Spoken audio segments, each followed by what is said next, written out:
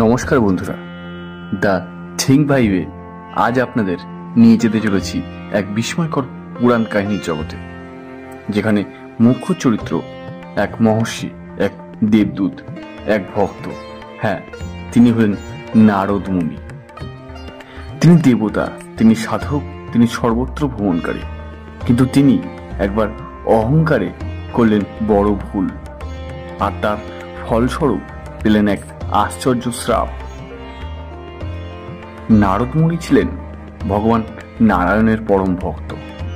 তার বাঁকে বাঁকে ভ্রমণ, জ্ঞান বিতরণ, দেবলোকে সংবাদ বহন করা, এই ছিল তার কাজ। একদিন তিনি গভীর ধ্যানে বসে থাকলেন, ভগবান নারায়ণের চিন্তায় মগ্ন। তার ধ্যানের গভীরতা দেখে স্বয়ং ব্রহ্মাও প্রশংসা করলেন। এখানেই জন্ম নিল অহংকারের।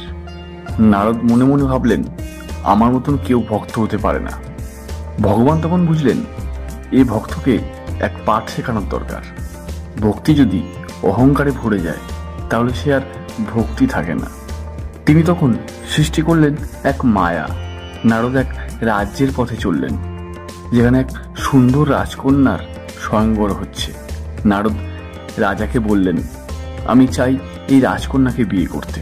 রাজা বললেন, আপনার রূপ তো দেবতুল্য নয়, আপনি তো ওই কন্যার যোগ্য নন। নারদ তখন নারায়ণের কাছে ছুটে যান, প্রভু, আমাকে এমন রূপ দিন যাতে রাজকন্যা আমাকে বেছে নেয়। ভগবান বললেন, তথাস্তু। কিন্তু নারায়ণের রূপ কি সত্যি দেবতুল্য হয়েছিল? না, ভগবান নারায়ণ তার মুখে বানরের মুখ বসিয়ে দেন।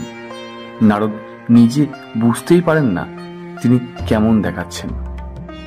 রাজকন্যা যখন স্বয়ংবরে এলেন, নারদ সগর্বে বসে আছেন, ভাবছেন, আজ আমি হব রাজপুত্র। কিন্তু তিনি তো জানেন না, সবার চোখে তিনি একজন বানররূপী ব্যক্তি। রাজকন্যা তার দিকে তাকিয়ে হেসে ফেললেন। সবার সামনে অপমানিত হন নারদ। সেখানে উপস্থিত ছিলেন বিষ্ণুদেব নিজেই, মানব রূপে। রাজকন্যা তাকেই মালা পরালেন। নারদ বুঝতে পারেন এক মায়া।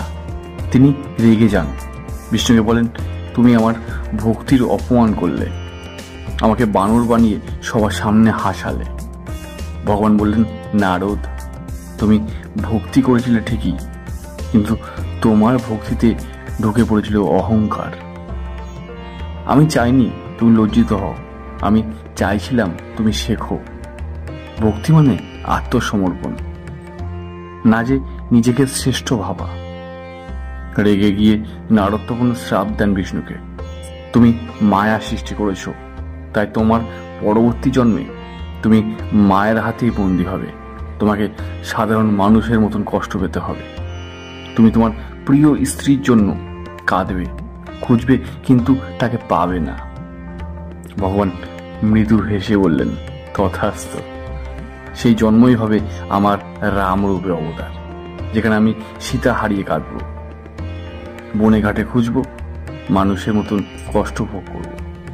তোমার এই অভিশাপ হবে ভবিষ্যতের জন্য আশীর্বাদ। এইভাবেই এক ভক্তের অহংকার এবং এক ভুল থেকেই জন্ম নিল রামায়ণের। নারদ যাকে অভিশাপ দিলেন, সেই অভিশাপই সৃষ্টি করল পরবর্তী যুগের লীলা কথা। এই গল্প আমাদের শেখায়, ভক্তি যদি অহংকারে ভরে যায়, তবে তাতে ঈশ্বরের গ্রহণ নেই। ভক্তি মানে বিনয়, মানে নিঃস্বার্থ আত্মসমর্পণ।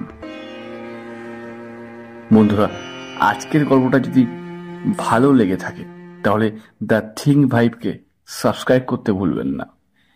কমেন্টে জানান আপনি পরের গল্প কার কথা শুনতে চান।